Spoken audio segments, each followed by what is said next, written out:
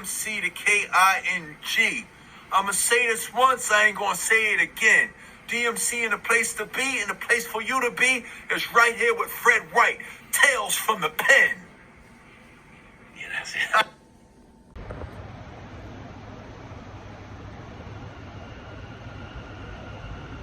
I didn't say it.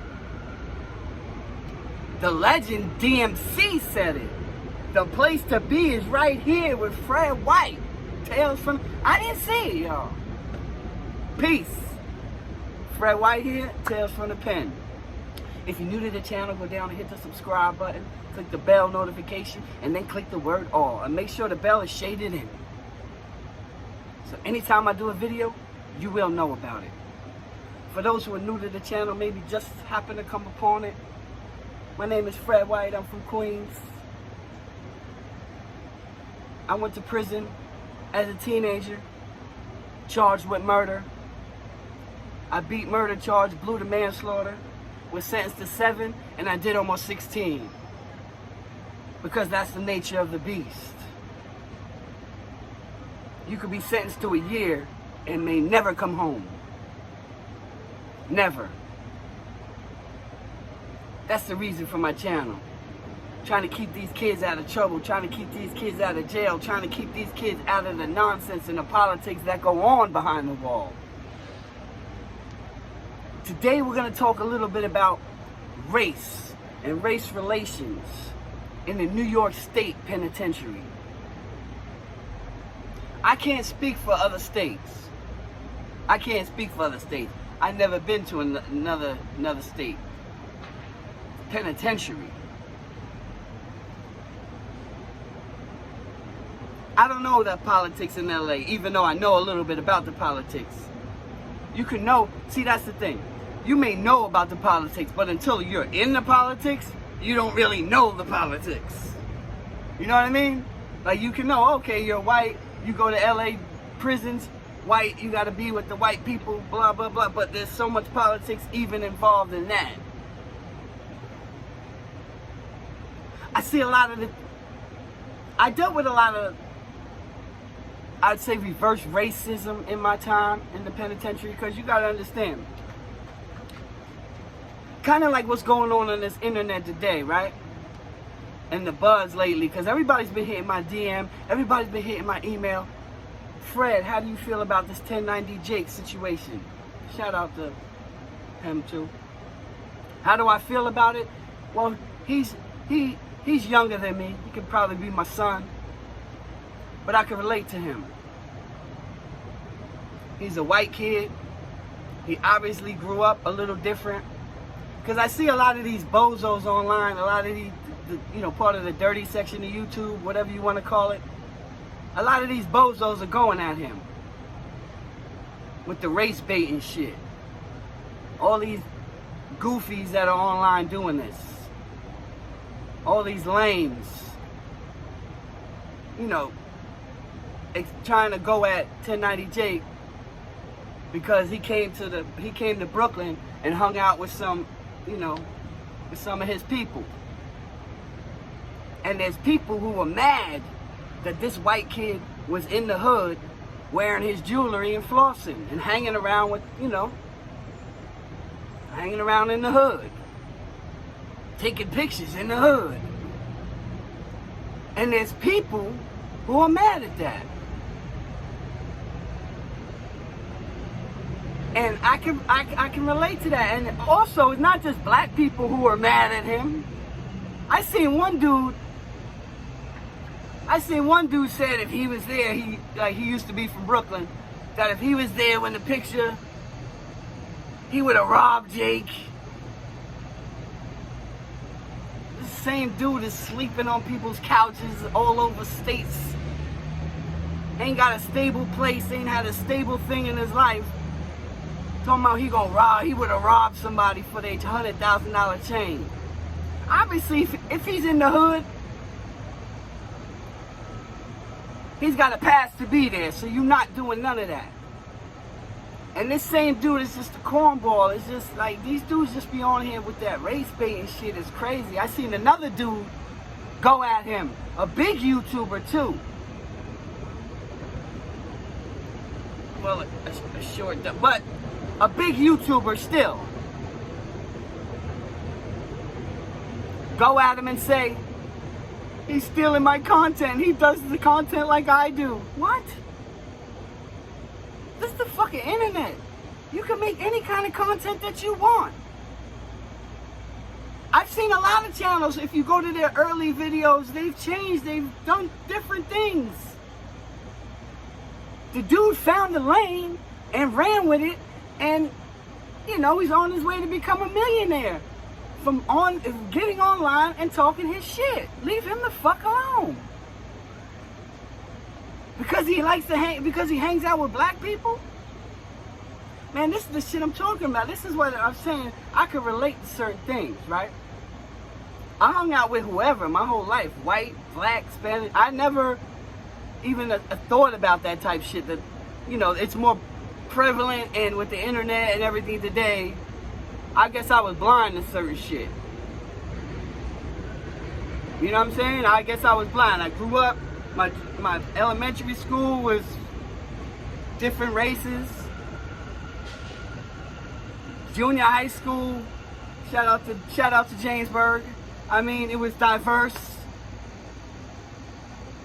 I always played ball. I was always, you know, it was in the sports. Out, you know, and back in my junior high school days, I was introduced to Sugar Hill Gang. I ain't know nothing about rap music. My cousin Fran gave me my first album. Shout out to Fran, love you. And my first album was the Sugar Hill Gang. It was the single. It was the big joint. It had the rainbow in it. And I ran that shit to the ground. Hip, hop, hip it, hip it, hip it, hip, hip, hop. You don't stop, but rock it to the bang, man. Boogie say up, jump. You guys know the rest. I never thought of it like that. You know, and then when I went to prison, I was the minority people. Let's get this here straight. On Rikers Island, Fred was a minority, and I took my learning lumps. I took my lumps to understand, oh, this is how you got to survive in here, man. It took me a while. You know, to be groomed by some good people. Yo, this is what you got to do. This is how it is. Shout out to Brandon. Yeah. You know, early Kasaki days. Shout out to my brother Nibs, Brownsville. Yeah. You know, dudes, you know, when I first came through the system, showed me. Shout out to Al G. AKA Malik now, I believe. Guys that schooled me, put me under the wing. This is what you got to do, Fred. And guess what? They were black.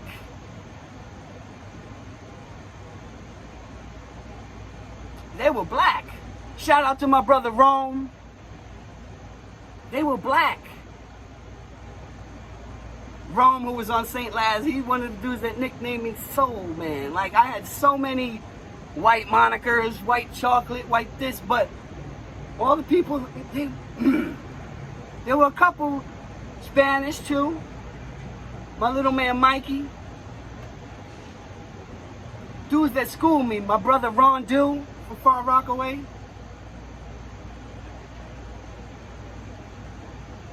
Dudes that school me, yo, Fred, don't do that. This is what you gotta do. You gotta fight. Yeah. Oh, that dude over there saying he wants your phone time, Fred, you gotta fight.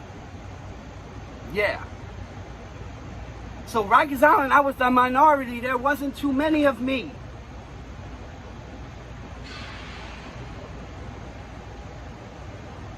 Upstate prison, it was a little different. But I was a teenager when I went up. Right? So I identify, you know, even the white kids, the white kids I did hang out with were more the younger white kids. They were cool type white kids. I felt I didn't get along with like the rocker white boys or those type dudes. They didn't like me. That's why I understand certain things, that I got the racism from one race, but I also got it from my own. Probably the same thing as 1090 Jake. Because you got them white boys that's this fucking wigger. I was just myself. I'm still, look at me, like I still walk a certain way, I still talk a certain way. I support my family though. Yeah. Married with 3 kids, yeah. So, it is what it is. This is how I grew up. Probably the same thing like Jake.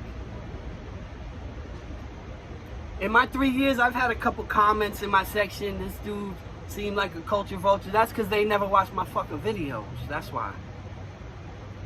They never watched Fred's videos. I talk about myself and experiences and the life experiences and things that I've seen and the pain and the horrors that I've seen. And I try to stay away from the nonsense, but it just disturbs me when people is coming at this kid for nothing. And for him, trust me, it's both sides. The white boy, you know, them white dudes is hating on him too. So you got to think about it. Yes, I was embraced by whoever. I hung out with whites, blacks, Spanish, I hung out with everything. Shout out to Shag, Jeff, like these two Trek. Like I hung out with so many black, Spanish, I never thought about that type shit, man. But it always did annoy me when people would make blanket statements or talk shit about white people in my presence or near me or around me. There's been numerous times I've spoken about one incident,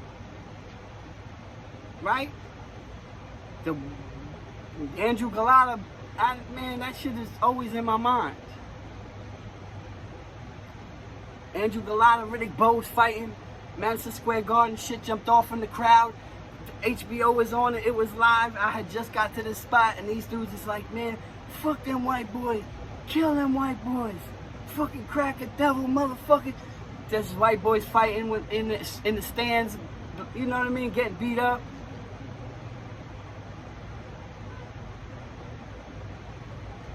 Man, we should start fucking these white boys up in here, and there's only, look around and there's only like 3 or 4 of us in this room of 50.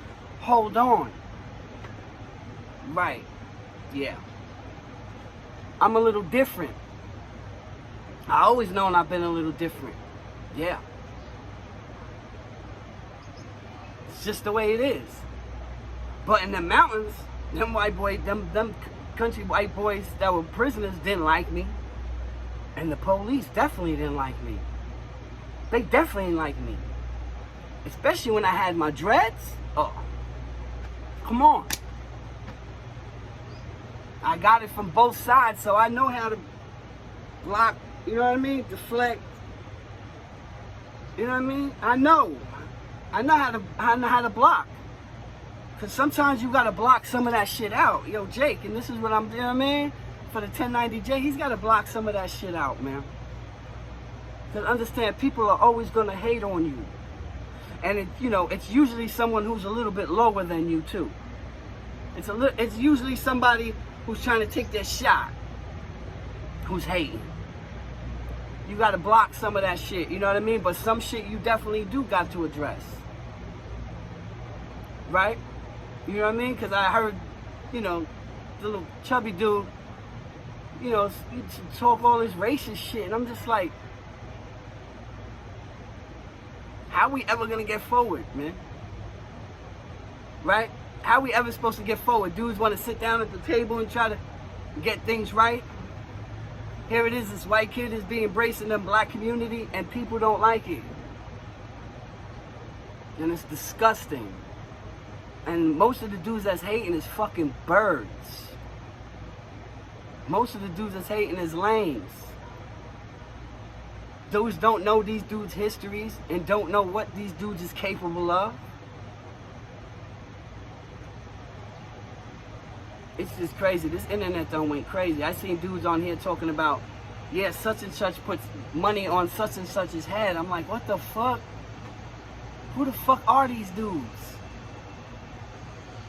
I swear to God, one dude reported that this white kid has put money on somebody's head, on another youth. That, a secret meeting happened, and this, as if this YouTuber was privileged to this secret meeting. These motherfuckers get on here and put anything in the title. This internet done went crazy. This internet is weird, man. And this is why I've been falling back, because it's just crazy to me. I got 3 years of stories, though. I got 3 years of jewels up here, people. Yeah, I do. But I just wanted to come up here and talk a little bit about race. You see, New York, the prison in New York is not really like that. You are who you are. But understand, you're still going to be hated on no matter what. By your people, by your own people, every race. It's just the way it is. It's just how it goes. But if we're ever going to get further in life, if we're ever going to get further, you know, in community relations, then you gotta accept the white people in the black communities too. Come on now. Come on.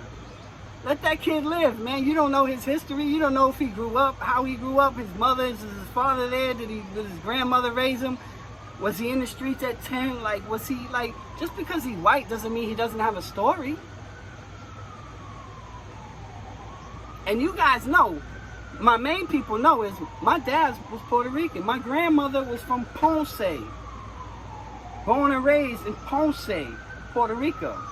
My mother was Irish. I looked white, so I was just assumed white boy. White boy Fred. Fred White. That's how Fred White came about. I got tired of, yo, white boy Fred. Because there was a couple of Fred. What Fred? White boy Fred. And it just evolved to Fred White. You know what I mean? And the evolution. But I understand what this kid's going through, man, because, you know, I've been hated on from both sides. Hated on from both sides. I had one dude, I remember in Clinton, this one dude, he was on our way court, like he was friends with somebody else type thing, and I could tell he didn't like me. Little black, black did not like me. There's like 1,800 blacks, so, but this one kid I remember,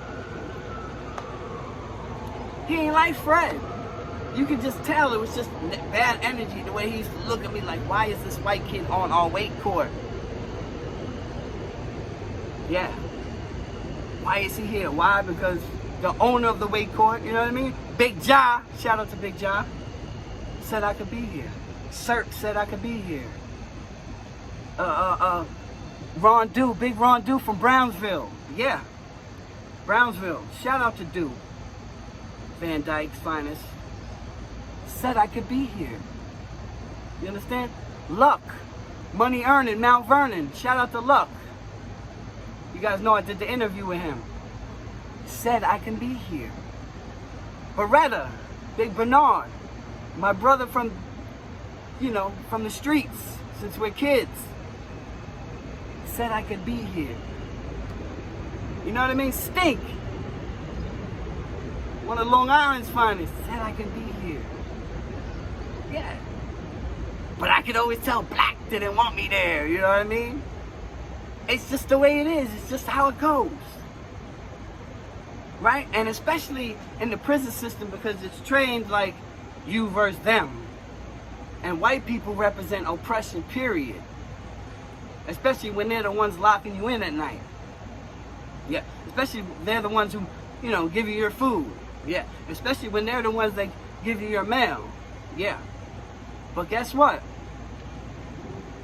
They locked me in my cell too. They gave me my mail through the slot too. They beat me up and broke my ribs too. You understand? Just because I was white, oh, some people, oh, you may have had it. No, I had it both ways. People hating on me, man. And finding myself in those positions, especially at a young age, not really knowing how to handle it, in my 20s, I would always be in some shit, man. I was always into some little nonsense, maybe, you know, overdose type things, because I hated that shit, man. I hate race baiters, man. I hated that shit. And bullies. hated race baiters and bullies. And I still do. So shout out to 1090J. Leave the bozos alone. And you just gotta block it off, man, and keep it moving. Because the reality is, when they say your name and you don't say theirs, guess what happens? Their people come over to look at you. And they say, let me see who he talking about. And then they come see you, and then they like you. Which is what's happened to me. People have talked, they come to see Fred's channel, and they stayed. And they liked me. And they became subscribers and viewers. And I never mentioned their name. You know what I call that? I call that internet pimping. Yeah, I do. Internet pimping. 1090J. Avoid the blockers, man. Avoid the haters. Just keep it moving, man. Don't mention nobody's name and just keep doing you. Straight up. You guys know the motto already. Experience is the greatest teacher. But somebody else's experience could be just as valuable if you pay attention and listen. On that note, Fred White, signing off.